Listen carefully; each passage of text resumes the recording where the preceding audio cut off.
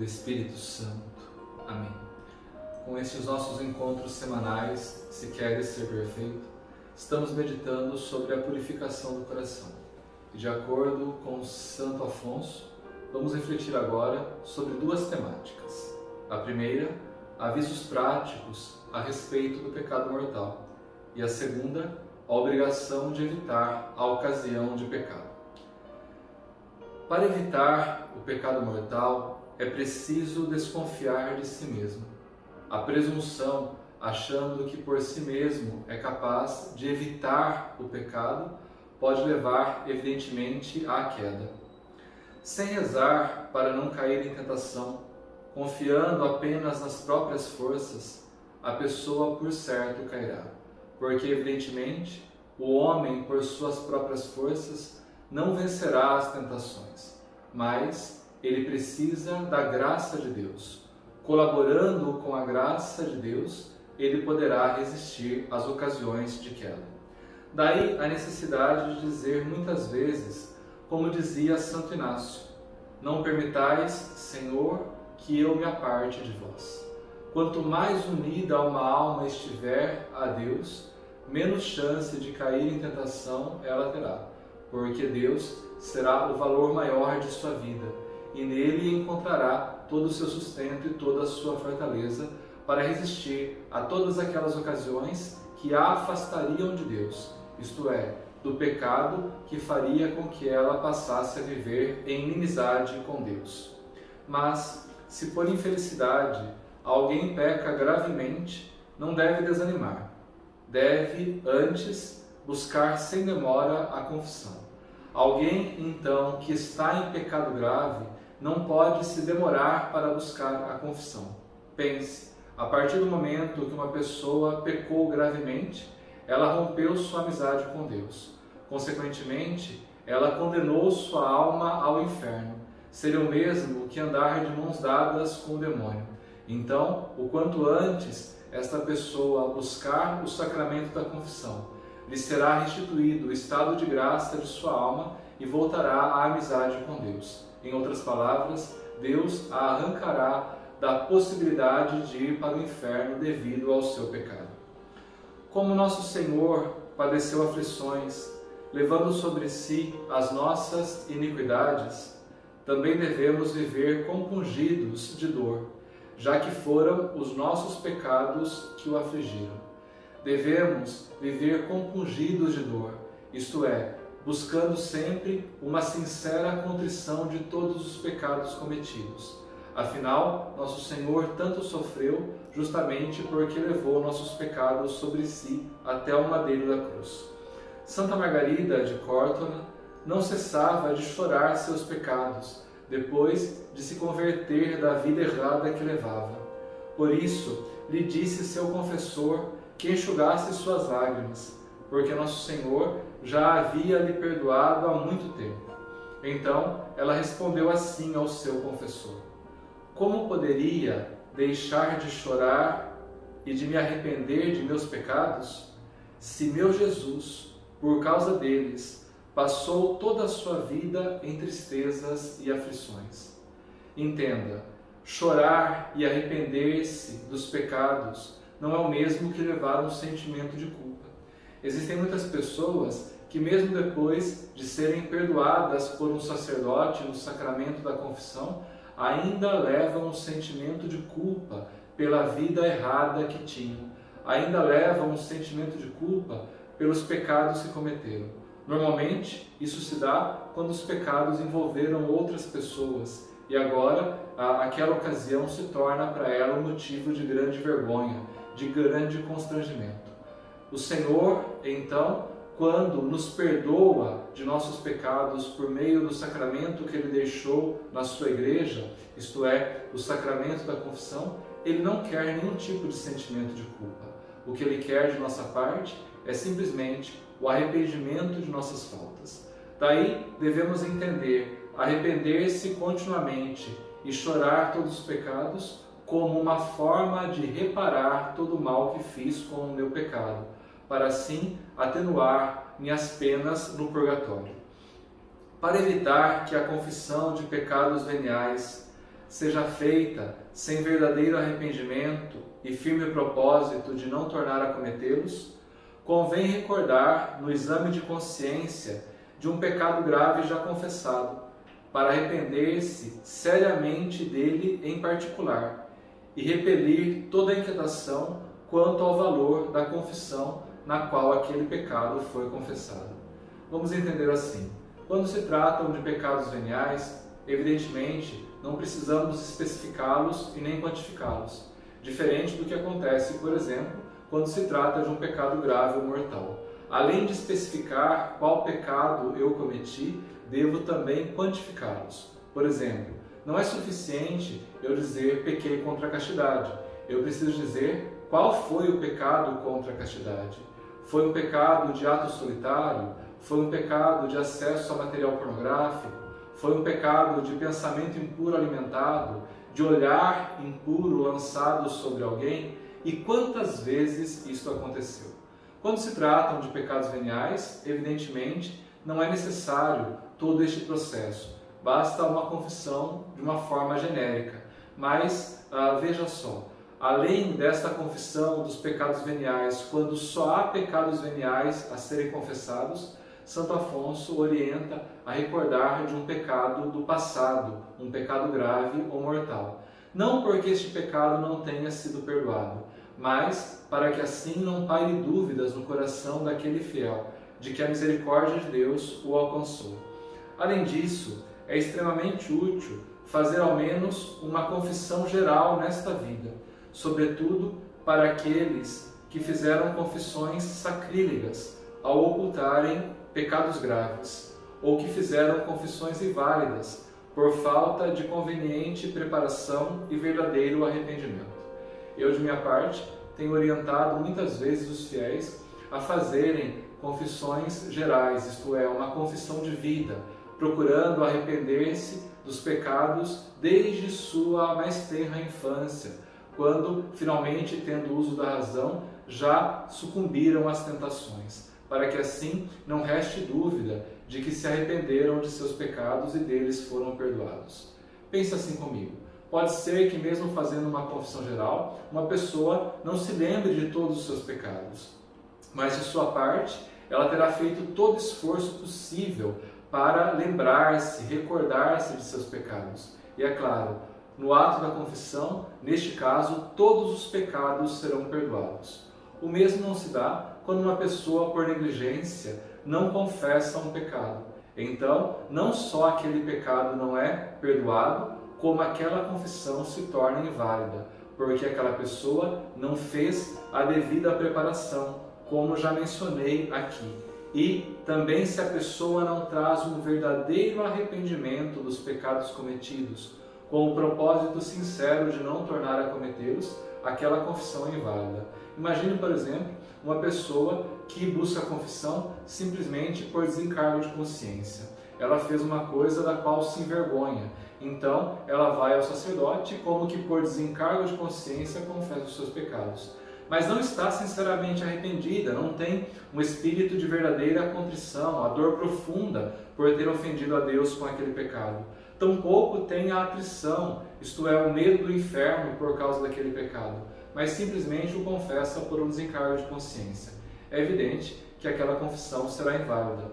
O mesmo se dá quando aquela confissão na qual aquele penitente se aproxima de um sacerdote, naquela confissão ele não traz o sincero arrependimento dos seus pecados. Neste caso, evidentemente, ele não poderá ser perdoado, porque sem arrepender-se de suas faltas não há absolvição sacramental válida. Além disso, devemos levar em consideração as confissões sacrílegas. No que consiste uma confissão sacrílega? A pessoa tem consciência de um pecado grave ou mortal, mas decide não confessá-lo, às vezes por vergonha do sacerdote ou por qualquer outro motivo. Neste caso, ela não apenas fez uma confissão inválida, isto é, na qual seus pecados não foram perdoados, mas fez uma confissão sacrílega, pecou ao se confessar. Então, é necessário o arrependimento sincero dos pecados e não ocultar nenhum pecado grave ou mortal. Santa Margarida de Cortona causou grande alegria a Nosso Senhor com a sua conversão, que se deu depois de uma dolorosa confissão. Então, Nosso Senhor começou a aparecer-lhe com frequências por meio de revelações privadas. Mas nessas revelações privadas, sempre a chamava de minha pecadora. Até que um dia, cheia de humildade e tristeza, ela perguntou a Nosso Senhor Jesus Cristo quando a chamaria de filha. E Nosso Senhor respondeu assim a ela: quando fizeres uma confissão geral sobre toda a tua vida, chamar-te-ei minha filha. Ou seja, Nosso Senhor queria que ela fosse perdoada de todos os seus pecados, para que assim fosse restituída a graça em sua alma e dessa forma, assim, pudesse viver na dignidade de filha de Deus. Dignidade esta que alcançou com o seu batismo, no qual foi redimida da marca do pecado original, no qual se tornou filha de Deus por adoção. O propósito firme de não tornar ao pecado decorre da disposição sincera de tudo sacrificar para não ofender a Deus. Só tem firme propósito de não pecar, condição necessária para uma confissão válida, aquele que prefere tudo sacrificar do que ofender a Deus. Entenda, para que uma confissão seja válida, o penitente tem que trazer pelo menos duas disposições: o arrependimento sincero de todos os seus pecados e o propósito firme de não tornar a cometê-los. Por propósito firme se entende isso: estar disposto a tudo sofrer do que ofender Nosso Senhor com os nossos pecados. Nesse sentido, diz Santo Edmundo: prefiro ser lançado em um braseiro a cometer um pecado contra Deus. E Santo Agostinho: se tivesse de escolher entre sofrer todas as penas dos sentidos no inferno ou cometer um só pecado contra Deus, escolheria a primeira. Chegamos agora ao segundo tema refletido aqui neste nosso encontro: a obrigação de evitar as ocasiões de pecado. Para não pecar mortalmente, há que se evitar as ocasiões de pecado. As ocasiões de pecado podem ser próximas ou remotas. Não há como não cair em tentação se eu não evito a ocasião de pecado. Usando um exemplo muito simples: ninguém entra no mato e sai sem carrapichos. Então, para que eu não peque, é preciso que eu evite a ocasião de pecado. Assim como para que eu não tenha carrapichos em minha roupa, eu preciso evitar entrar no mato fechado. Então, aqui, para evitar pecar mortalmente, há que se evitar as ocasiões. E as ocasiões podem ser próximas ou remotas, isto é, longínquas. Ocasião remota é aquela com a qual nos deparamos em toda parte e que raramente arrasta o homem para o pecado, justamente por ser uma ocasião longínqua. Ocasião próxima é a que, por sua natureza, regularmente induz o homem ao pecado. Por quê? Porque está sempre às portas do homem, por assim dizer, e ele tende a procurá-la com frequência, devido à sua concupiscência ser acentuada na busca daquele pecado em particular. Segundo Santo Tomás de Aquino, Deus nos abandona no perigo quando a Ele nos expomos deliberadamente ou dele não nos afastamos. Deus, então, não vai com violência nos obrigar a não pecar.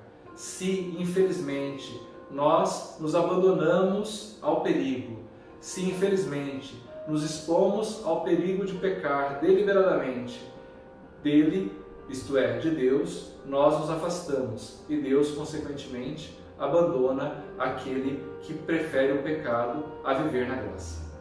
Das ocasiões próximas de pecado, se deve fugir sem demora. Fugir como? Invocando os santos nomes de nosso Senhor Jesus Cristo e da Virgem Maria, sem prestar atenção por nenhum momento sequer às tentações. Porque, é claro, se eu coloco minha atenção nas tentações que eu estou sofrendo, eu faço como fez a mulher no livro do Gênesis, quando deu atenção à serpente e acabou sucumbindo ao pecado. São Cipriano, explicando 1 Pedro, capítulo 5, versículo 8, diz assim: o demônio espreita uma porta pela qual possa entrar na alma. Porque 1 Pedro, capítulo 5, versículo 8, vai dizer que o demônio é como um leão a rugir, procurando a quem devorar.